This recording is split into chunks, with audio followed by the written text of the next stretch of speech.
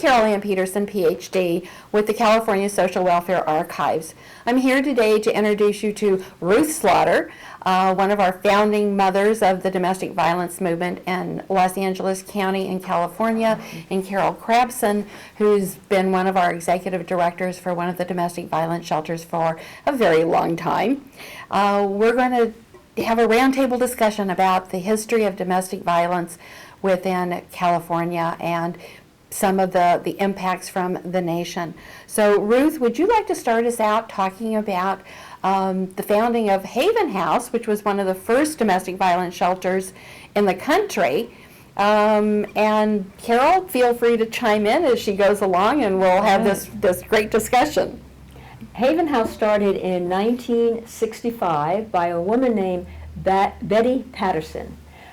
She was an Al-Anon woman who went to Al-Anon meetings. Her husband was an alcoholic. But during the meetings, she was finding out that many of the women were sleeping in their cars. They didn't have any place to go. And so she decided to form a group of volunteers to see how they could help these women.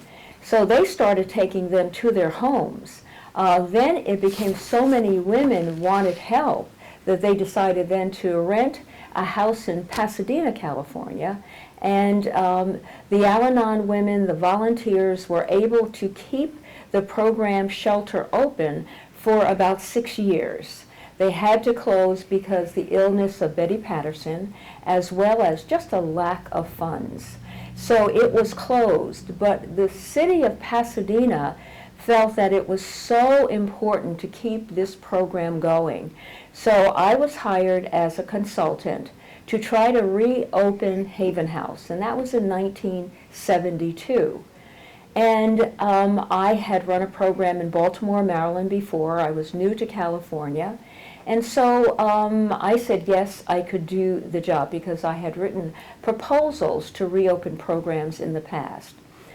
I didn't realize that in 1972, I could find absolutely no information on battered women. I could find no information on child abuse.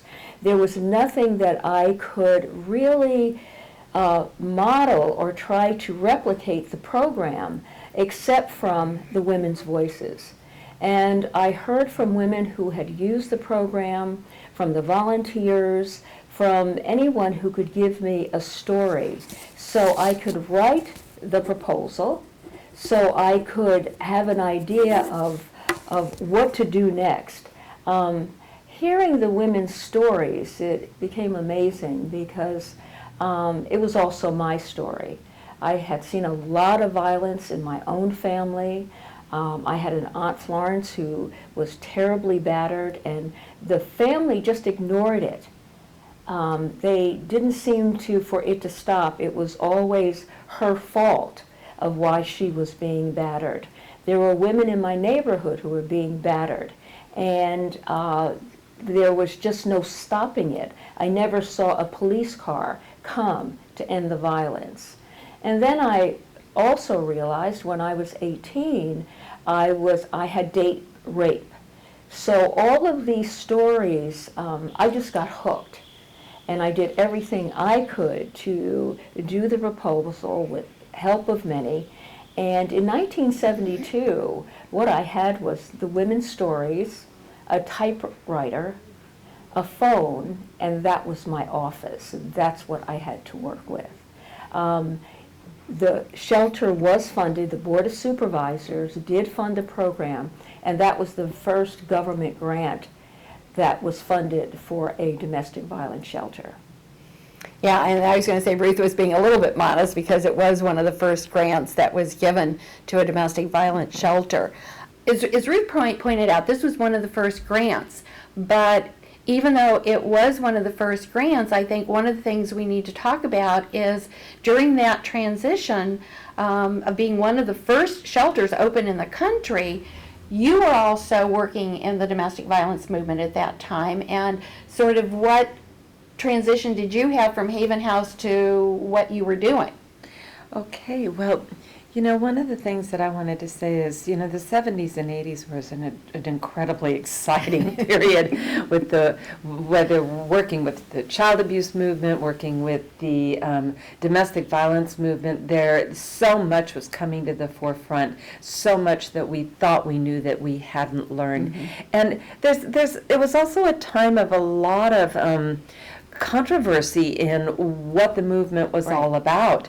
Erin Pressey had opened up the CSWA Center over in London, which she claimed to be the first domestic violence shelter.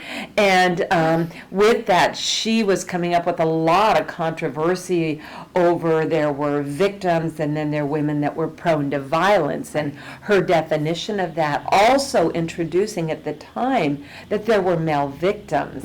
And she was not popular with that. Which is still not popular. Which is still not popular where I come in, because I just embrace that whole concept that any person in a relationship that is being abused, whether it's a man, a woman, a child, a teenager, they have a right to be loved and protected and cared for. And this whole gender thing that was that was very powerfully cropping up, and people starting to take sides, that was very powerful for me. So that's when I came in and I thought, wait a minute. I believe that children don't have a right to be hit, and I believe that men as well, that no human being has a right to be in a violent situation. And, so getting involved at that level and starting as an advocate and moving forward and putting out that fight, that finding a voice for all of these victims, not just women. And instead, in looking at the history for today, I got curious, I have to admit. And 64, 71 was not the beginning of shelters at all. Go backwards to the 16th century. In Italy, there were shelters, and I'm going to terribly mispronounce this, but Casa della Zitel was started by the nuns, and it literally meant the home for unmarried women. And they were taking these women in, and they were actually teaching them to read. They were teaching them to be self-sufficient, and then marrying them off to richer Italian men. But that was the start of the charitable houses for women who had no place to go, that were turning to prostitution and then being criticized and actually beaten for those choices.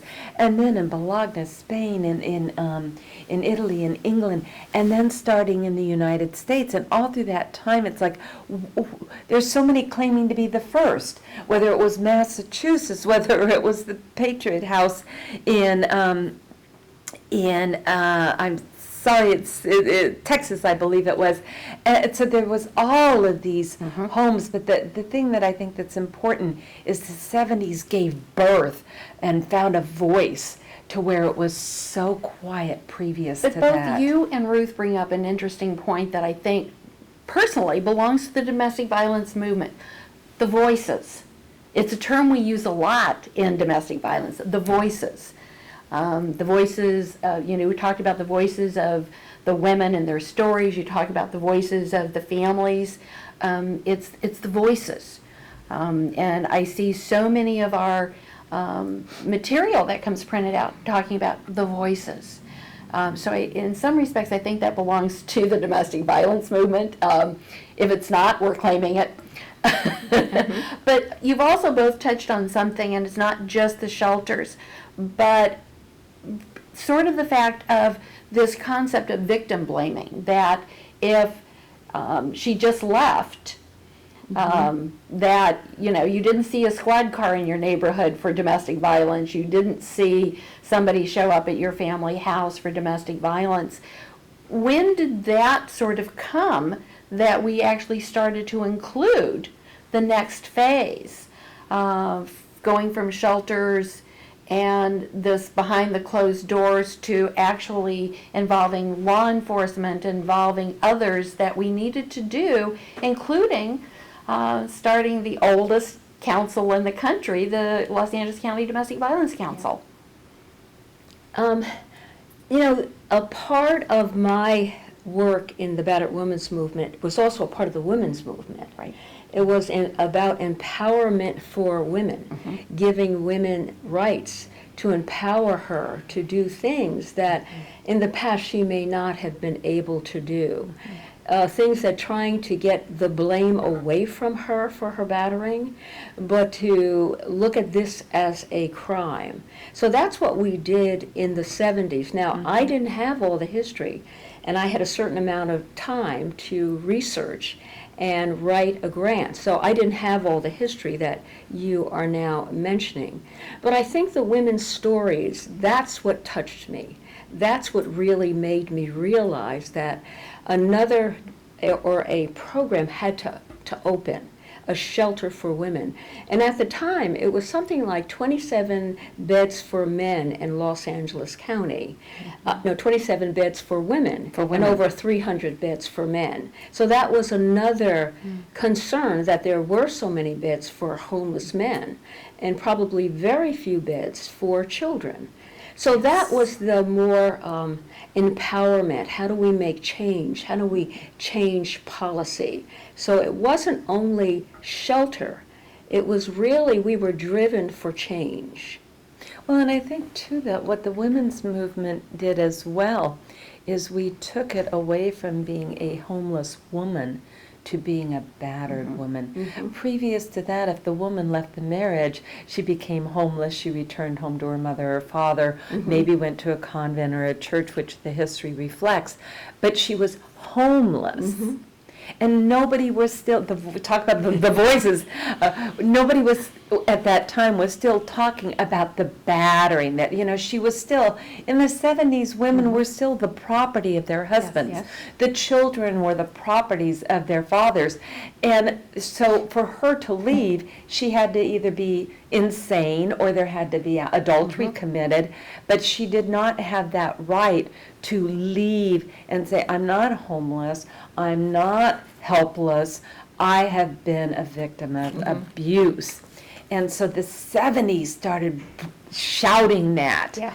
And that's where I think the women's movement became such an important, vital part of domestic violence and bringing it to that forefront that, you know, there were voices, and she wasn't a homeless individual that didn't know how to do anything. She was a battered woman, a victim of someone who was supposed to take care of her, trust someone she was supposed to trust, someone that was supposed to be there for her as a partner. And that's something we have to remember during that time, was such a huge noise happening. Yes. That this is not just a homeless person. This is a woman, a human being that is being harmed. Well, and along with that, though, so many of our rights were coming forward that got tied in. Reproductive rights, economic rights, the right for empowerment to leave being battered. And what did you both see from the policy changes? What was happening in our state from Sacramento? I didn't hit Sacramento on the issue until the early to mid 1980s. What did the two of you see before that? Well, there's a little history even before that. Barry Levy, who was the executive director of the Rape Crisis Line, she heard about Haven House, and she was getting a lot of domestic violence calls on the rape hotline.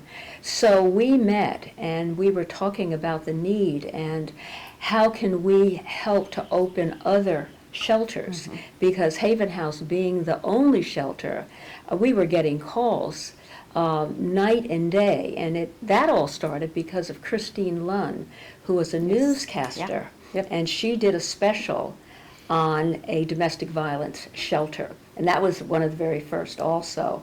And after that, it was just amazing, and Haven House couldn't handle it all. In fact, we were learning how to run a shelter and what was best for the women, and having the women help us to decide what is the best way. So we didn't come in as experts. We did not come in. We were just a group of women trying to help other women. So Barry and I, Levy, decided, well, maybe we needed to have a coalition So we founded the Southern California Coalition on Battered Women. And at the same time, there were other domestic violence programs opening up around the country, maybe about 6 or 7 in the 70s. So there was a Civil Rights Commission meeting in Washington, D.C. And from that commission meeting, many of us testified about the problem of domestic violence. And that was in, I think, the late 70s when we did the testimony. And then a bunch of us got together in the bathroom, and we were talking about opening a national coalition. So from that Civil Rights Commission, the National Coalition Against Domestic Violence was formed. And All this history I keep forgetting. and I remember when with California being so big, and as shelters became opening more and more, Yes. I know the Valley Oasis was opened in 1981, and the budget was $50,000 and all volunteers, and people were going and knocking on the doors of churches and grocery stores saying, okay, we've got 80 women and children out at our shelter and there's no food. Now, what are you going to do about it? So we made it other people's issue, so that, you know, our families could be fed, could be cared for. You couldn't keep the doors open, you know, and there were not a lot of grants. But I do remember when you talked about sitting at your typewriter, the first grant I wrote, it was so amazing. I don't even remember what foundation it was, to be honest with you. The states still weren't giving money, and the federal government wasn't providing money for domestic violence agencies. And I wrote a grant to this wonderful funder, and I said, I have 80 people, they need food, they need clothing, I need electricity, I need gas, and we're going to keep them safe and not let them die. And I mailed it in, and they said, oh, here's $50,000. And I went, woo, because I was not a grant writer. And I thought, well, this is fun and easy. And, you know, it's not so now, but at the time also you were able to go out and ask for the give, and it was easier because people were interested. People weren't asking that question, why does she stay? People were going, oh my God, women are getting battered. Children are having to watch this. Children are having to live this. And something has to be done. And I'm not quite sure when that ugly question raised itself out of the ashes. Was it the mid to late 80s? I think it was. Somewhere around there. To me, it's been always there. Yeah. It's been always, well, why doesn't she leave? Or what did she do? Or I know a man who's been battered. We need to help them also. It seems like, I don't remember when it started, but it was very, very early on. So we then had to give the statistics of how many calls were made by women as opposed by men. So we were just very, very fortunate at the time. And also being in the city of Pasadena. Because Pasadena, they care about their nonprofits. And the city health department was really very supportive and helpful. On the board was a policeman, and the police weren't doing a very good job regarding domestic violence when I started. They were, in fact, doing a terrible job. And so one time a woman left, and she was so upset because the police only made him walk around the corner. So then she came to the shelter. And I took her to the Pasadena police chief. And then after that, things really changed. In fact, the policeman did a wonderful fundraiser for us. They had a run to Palm Springs, and they raised funds to keep the program going. But there was a lot of support from people from the city of Pasadena. It was incredible. And another person that was really important, another couple, was Thomas and Catherine Pike.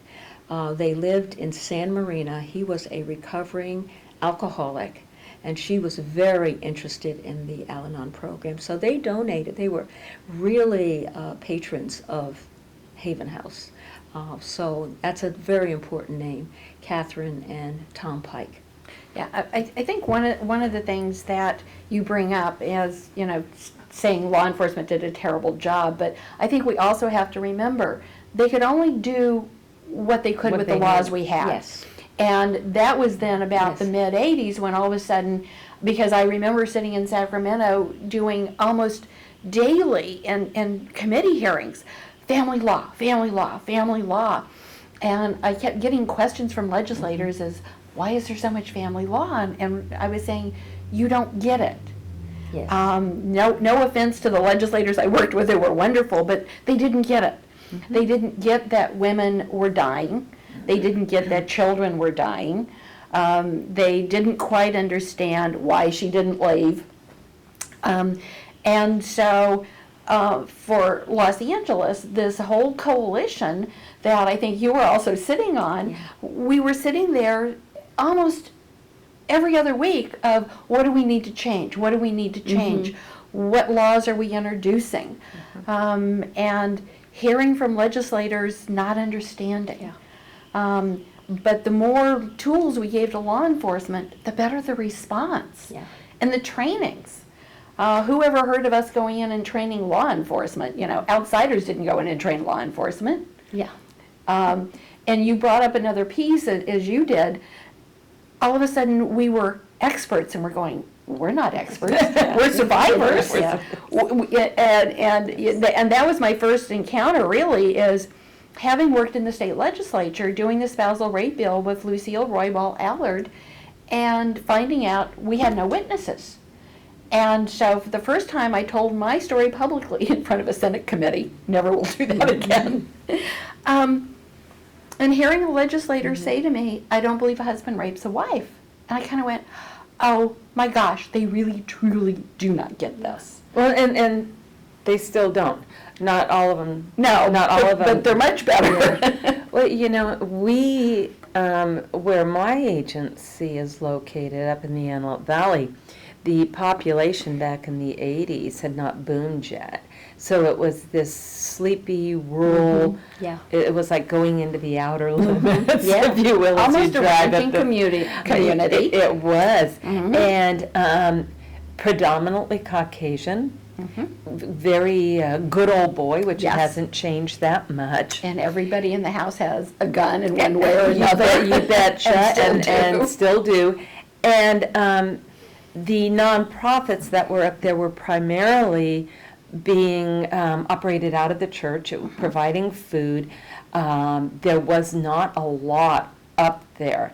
And one of the first nonprofits that ruffled the feathers in the Antelope Valley was known as the Children's Center of the Antelope Valley. And was talking about child abuse was an easy sell, and people supported it, got behind it, and yet we were there, but things still weren't happening. And the executive director at the time, Esther Gillies, came up and said, no, we need a team. We need to bring in all the players to the table. And the Antelope Valley had not ever heard of doing something like that. And she struggled, I'm telling you, she struggled. But it happened. After that, the cities, as they grew and more problems became evident as people were bringing it up, as domestic violence was rising, child abuse was rising, what occurred was people were very, very comfortable with that model. So we developed our domestic violence team up there. We developed our sexual assault team up there. And it was easier to walk in and say, okay, we're dealing with one sheriff's department, and this is the problem. I'm going to talk to the captain over coffee. And so we have kind of a unique situation up there, but we still have the good old boy. We still have the attitude of why does she stay? No matter how far we've moved forward, it seems like lately it's sliding back. We had a tremendous domestic violence response team, and we did something unique. We put the advocates in the car. Yes. And we arrived on the scene. And once it was clear, once it was safe, the advocate went in. The successful prosecution rates went up 40%. during that time frame when we had that domestic violence response team. And then we lost the grant because the funding got lost. And now it's almost like going back to 1975. We're going in and talking to the captains and having coffee, saying, let's talk about first responders. Let's talk about primary aggressors. Let's talk about, weight differentiation, power and control. And it's almost, for me, it's like this deja vu type of thing where we're starting it all over again. I don't know how it happened. But before you go on, there's a name that I think we need to mention out of the Antelope Valley, and let's not forget, and that's Pat Overberg. Yes, of course. I mean, just absolutely the most amazing person to work with. And my first encounter with Pat was at a domestic violence council, and I can't remember what she said or did, and I kind of went, I don't want to get to know her. I was so intimidated. But just, and you've learned that from her, and I think that was always there, and that is push the envelope just a little bit harder. Push it. Think outside the box. The first time I heard you and Pat talk about male victims, I kind of went, what are you talking about? But it's so important. It's also why when I teach domestic violence, I teach about batterers and batterers programs, because if we don't address all the sides, we miss something. And then also the next generation doesn't have that founding and that groundwork. So I didn't want us to forget Pat. Well, and I would love to talk about Pat. What a mentor she was for me. And Pat was hard of hearing. And a lot of times people, when they sit in a room with someone hard of hearing, they also assume that they are not that intelligent. So Pat would play that card. And she did it so well. And she would sit there and just kind of like, I can't really hear, and she's the whole time. And then she would just throw something out, like you were saying, and you're like, what? Where did that come from? I met Pat in 1985, and I listened to her speak, and all I saw her do was ruffle feathers. No matter where she went, she ruffled feathers. And I went, okay, the social worker in me likes this. I can get behind this. But I started listening to her, and she talked about Aaron Prezi, and she talked about that domestic violence is not a gender issue. And it was so foreboding at the time. And when I went to work for Pat in the late 90s, and then took over as ED of that agency, I was so ingrained with that, wait a minute. We have to talk about family violence. We have to grab the ear of the nation. That violence is like that pebble in the pond that ripples out to impact the parents. Yes, there is a center victim, and that woman needs that focus. But all those people around her become victims. And so, I rattled feathers like Pat did. Much to the chagrin of people that were around me. But out of that, there were policy changes. The state will not fund DV shelters unless they accept male victims. They will not. I remember the first time we got on the topic of serving boys over the age of 13. Oh my gosh. It was like, oh, here I go again. I'm up there in the desert raising hell. Can I say that? You just did. And so now shelters in the state of California must accept male victims over 13. Many were. They just weren't talking about it. Yes. And then well, let's everybody talks about LGBT, but we only serve the lesbians. And we only serve half the bisexuals. The gays and the transgenders, kind of like, oh, wait a minute, that's the male thing. So we're gonna say we do LGBT. And I'm like, no. And now all shelters have to do that. It has been so wonderful being that little rebel rouser from the northern desert to say, wait a minute, this is so much bigger. So much bigger. And being a part of that, maybe not the most popular person in the world, but being a part of that and watching the movement change. And what concerns me now is, as I was saying, is kind of seeing domestic violence getting lost somehow. It started getting lost when AIDS became a big issue. Then it got lost with hunger. It's what I get from a lot of people when I go out and I talk is that you haven't done anything. You know, what are shelters doing? DV is still around. You haven't done anything. And I'm like, okay, how many statistics do I need to pull about how many lives, how many generations we've saved, we've changed, that, you know, you don't change the culture of a world, of a state, of even a city in one generation or two generations.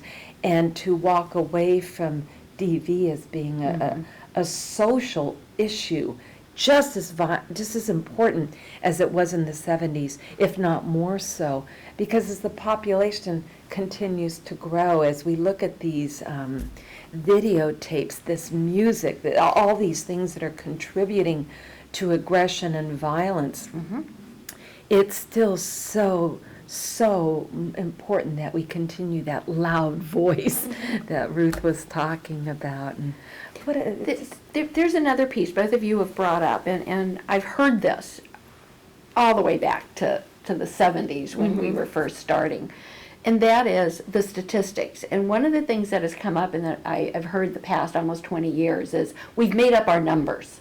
So how do we sort of justify where we got our numbers from? How did we do that? What did it take? Did we have researchers who were sitting there at some point? I know researchers aren't always big on our list, but when we used to use the numbers, I haven't used them in the past, in the recent past. They came from the FBI, and it was supposed to be, the numbers that the FBI had. Is that true or not? I don't know. I think it was, mainly because of the women who were calling and wanting help. We didn't have that many men calling, or maybe it was shame, maybe they were battered, but we didn't have many men calling.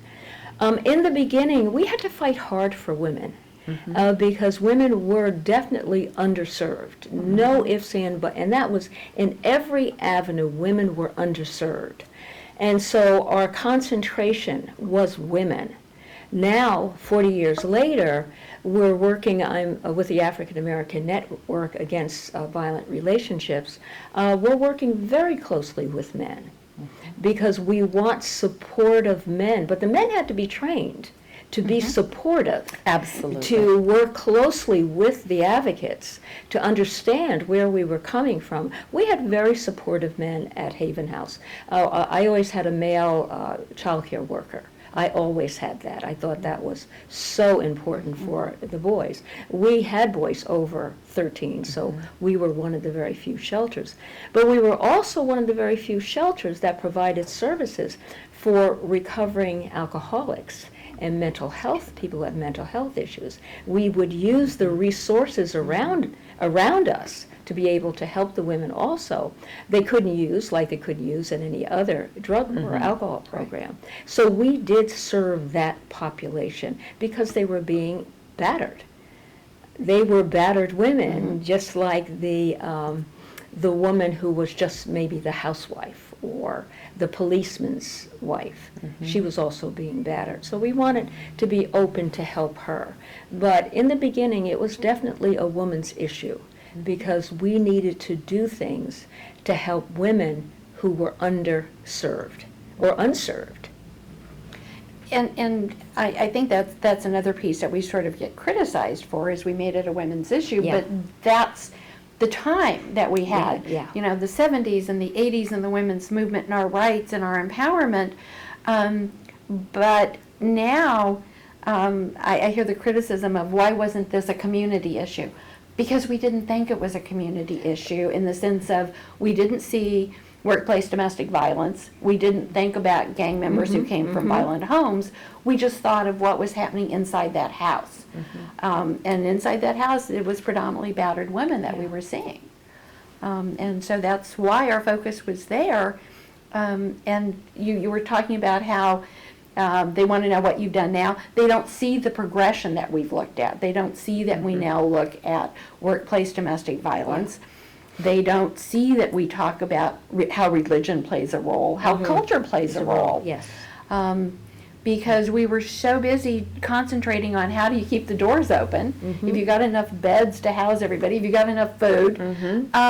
All of those were pieces that we needed to keep together and put together, that we didn't have time initially in the beginning to look at all the other aspects. And now we're right back to needing to worry about keeping the doors Yes, open. And, yes, you know, yes. it has done a complete cycle back. But, you know, one of the things that I think, and I need to applaud Ruth and all of those pioneers, is that the work they done set the foundation for those behind them coming up to say, and what about?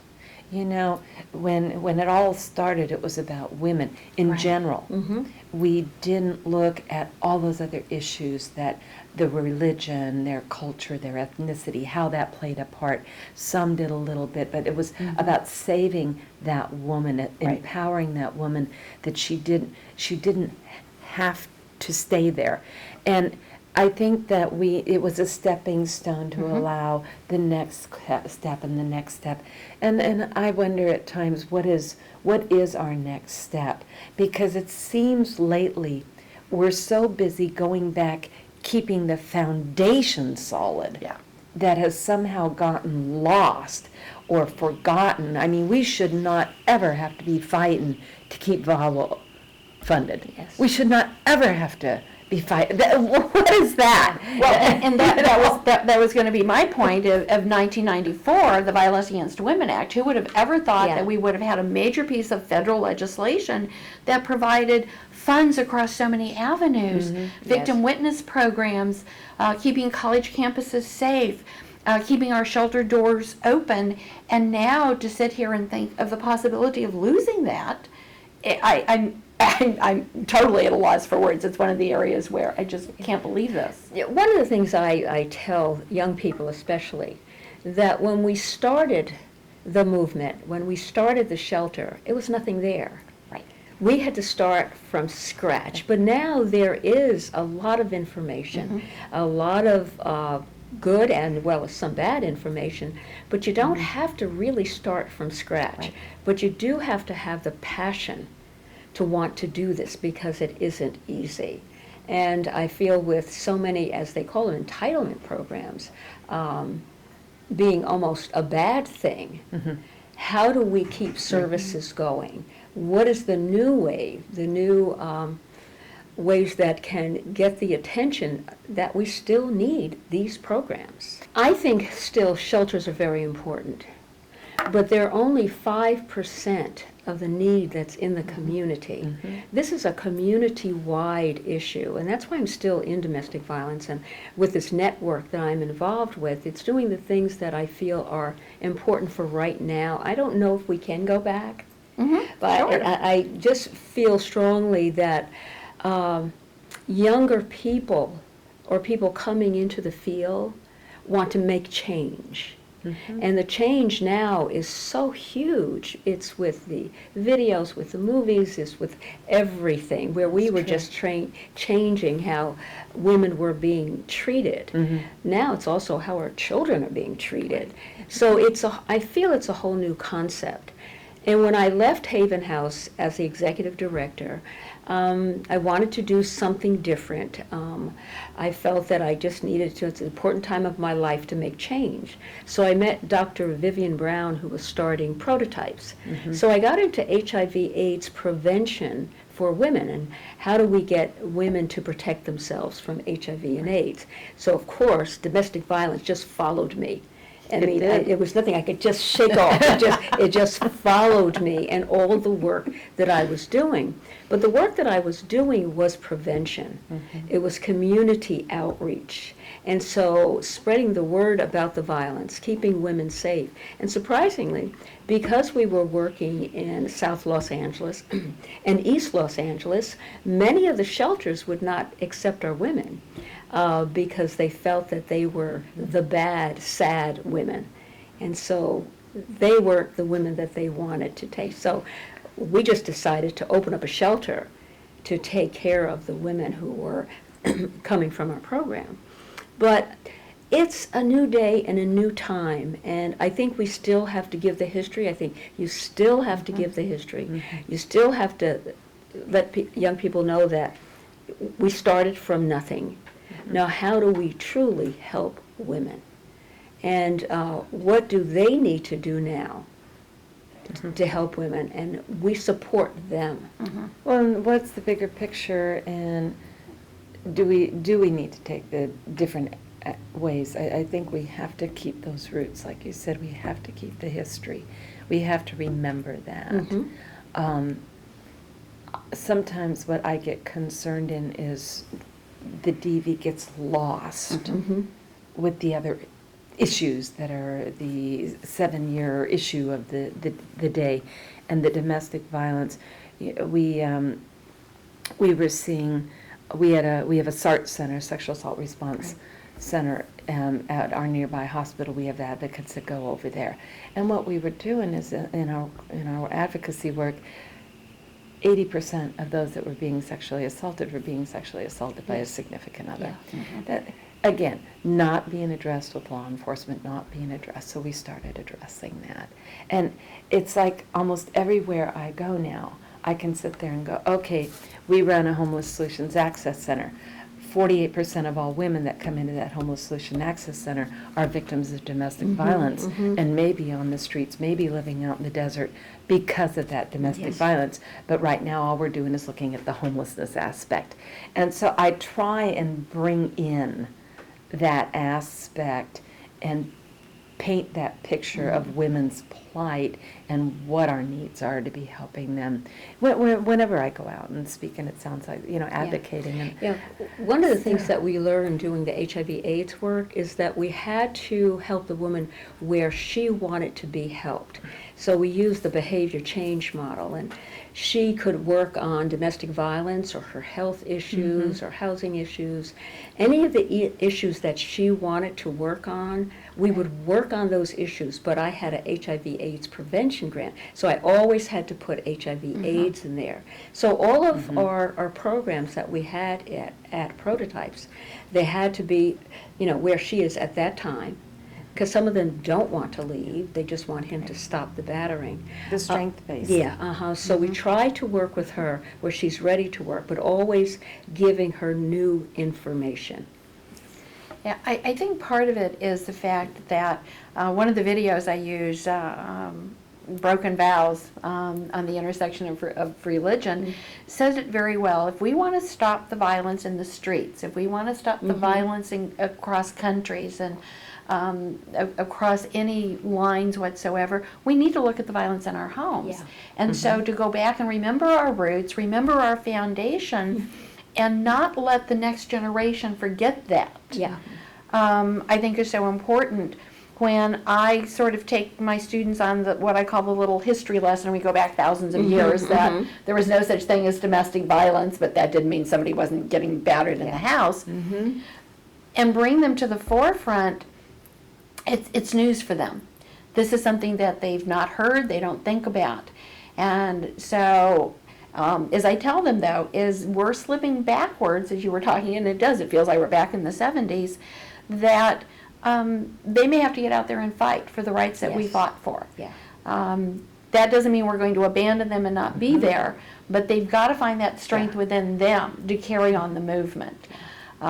If we lose the Violence Against Women Act, if we lose VAWA, and we've had presidents and governors who try and undo the Victims of Crime Act, if we lose that, they're going to have to find the strength to go back and put back in place everything we fought for. I think they have it in them, because occasionally I see this light of, we're changing the world, and I keep going, we did that in the 60s, we didn't change the whole world.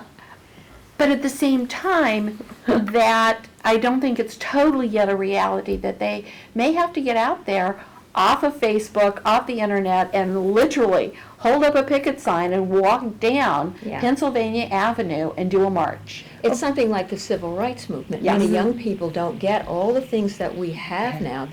But they have to understand where this all started. Where it started. Yeah, and also the battered women's movement. What did it mean to start a shelter?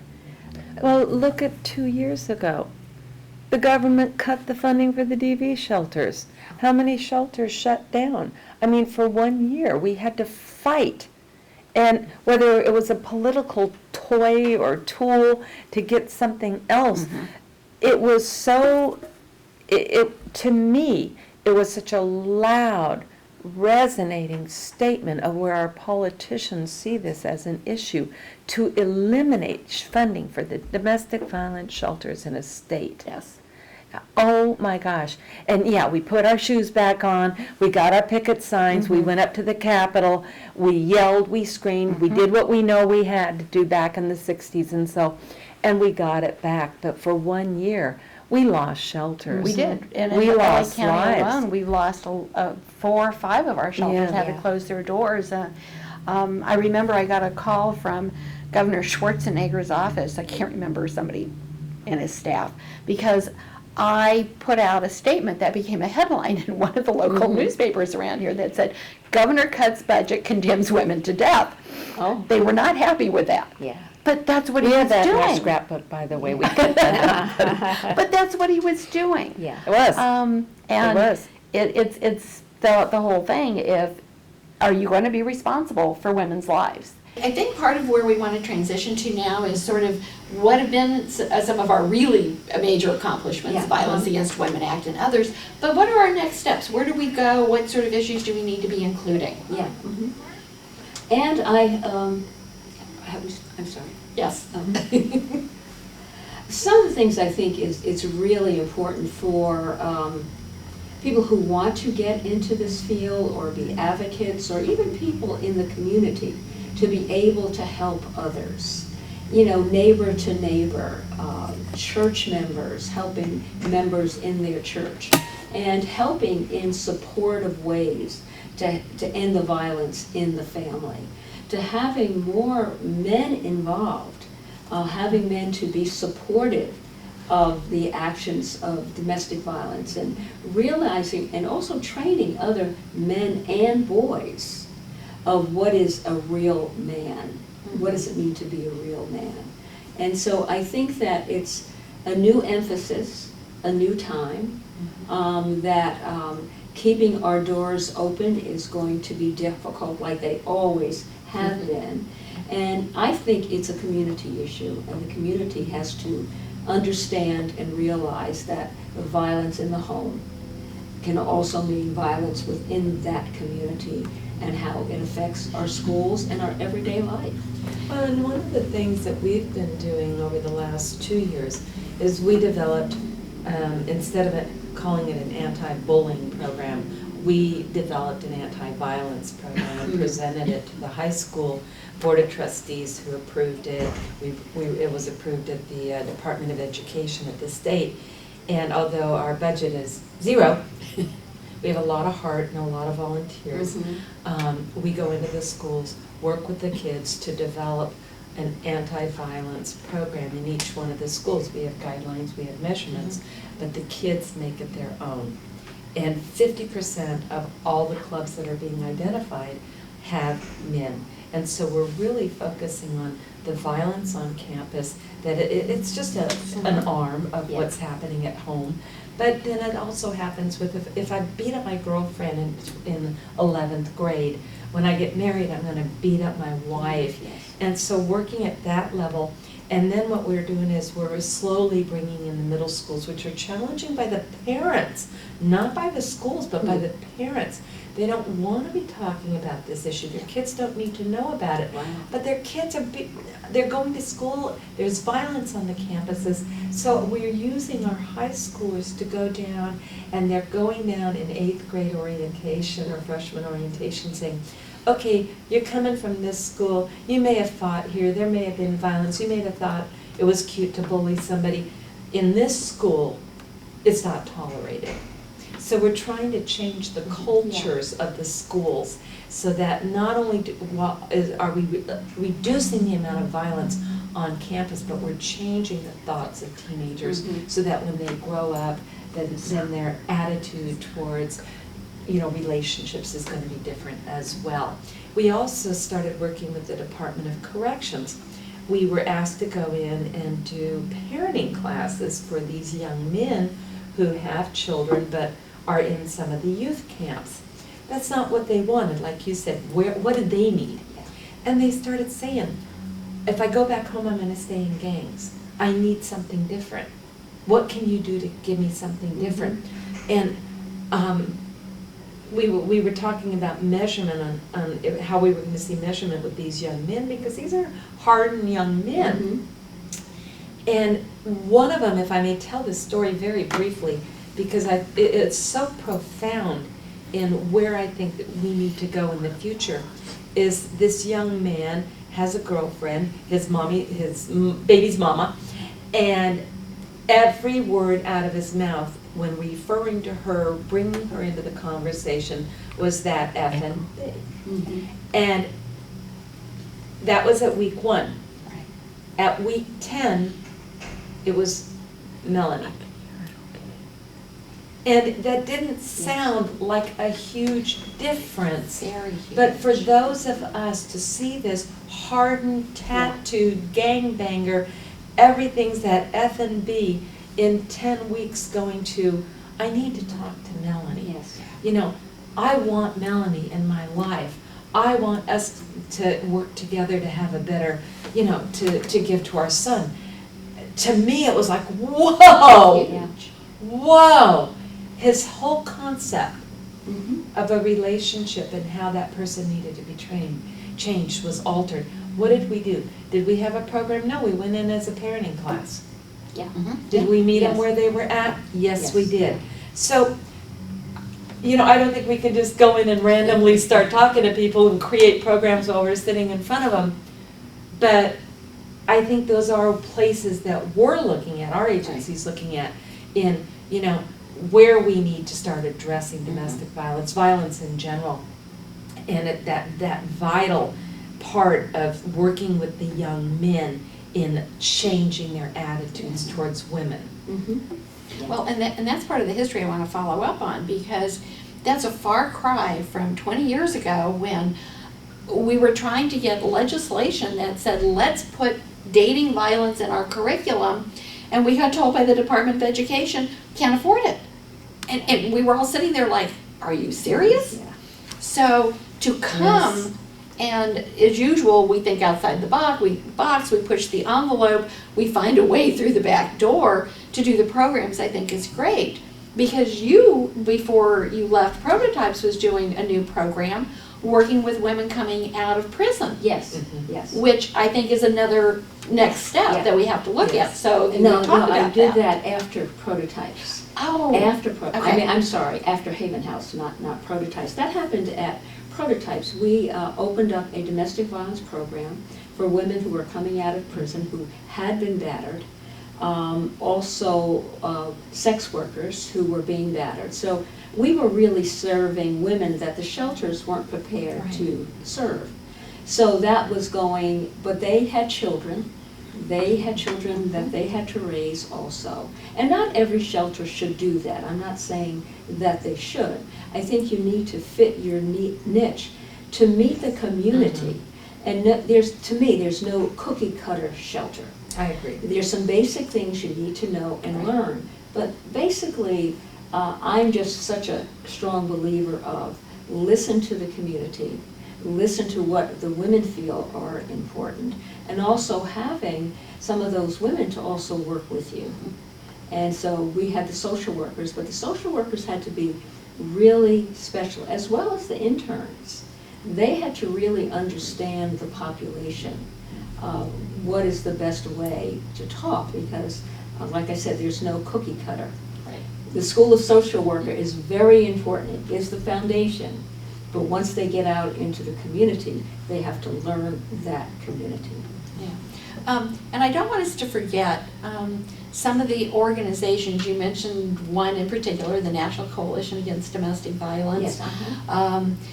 What used to be the Family Violence Prevention Fund. I'm Yes. going a little crazy these days with everybody changing their their names, names, yes. which is now Futures Without Violence. They have a great piece on the website called Coaching Boys to Men. Yes, I love it. So, you know, that's another piece and the next step I think we have to look at.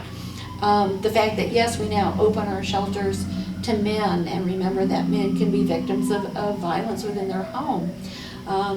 Then there's, you know, organizations up and down the state, such as Peace Over Violence.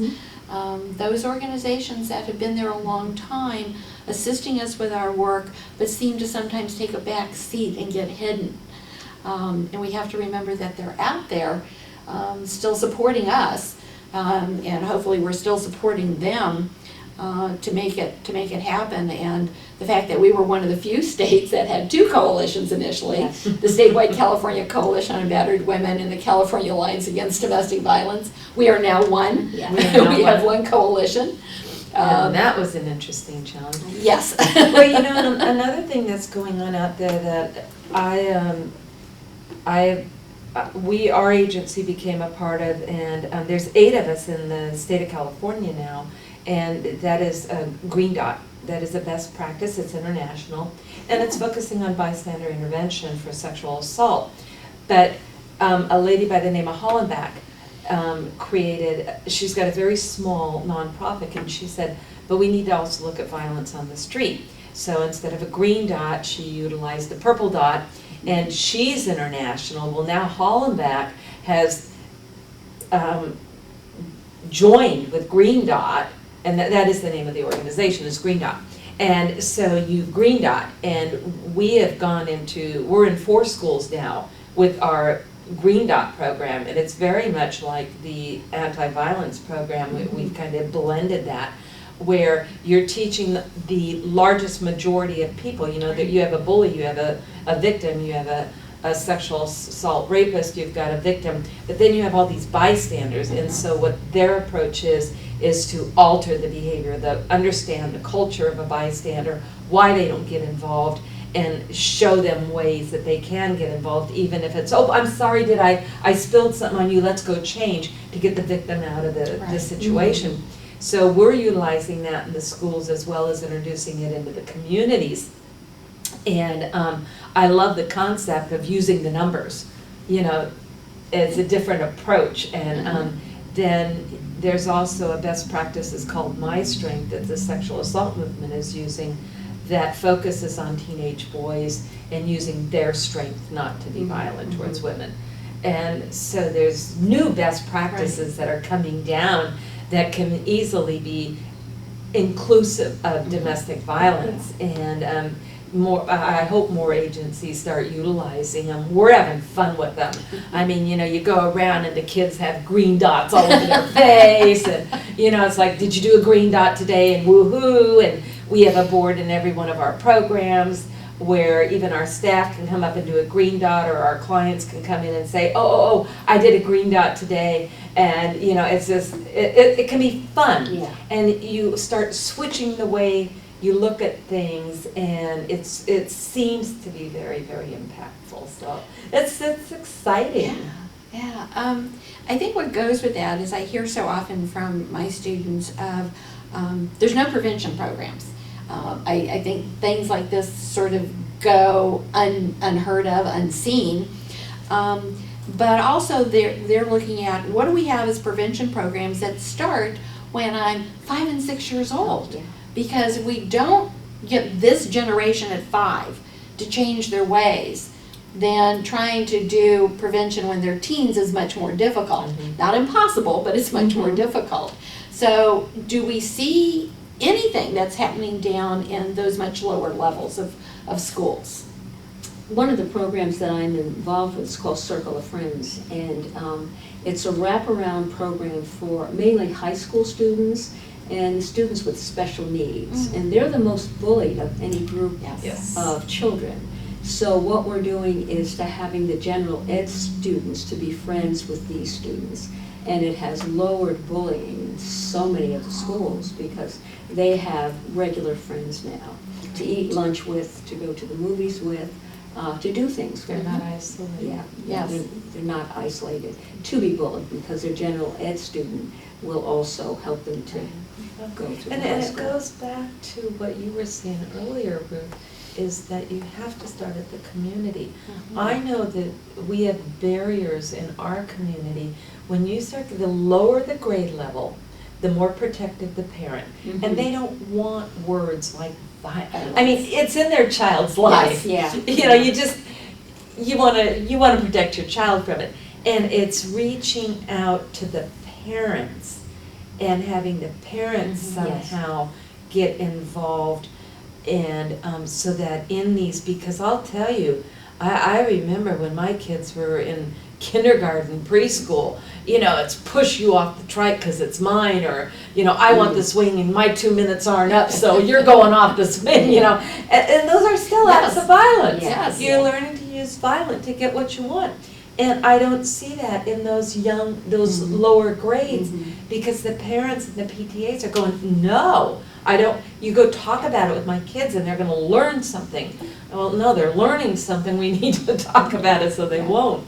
So I find that challenging, and then getting into the high schools it took us 5 years.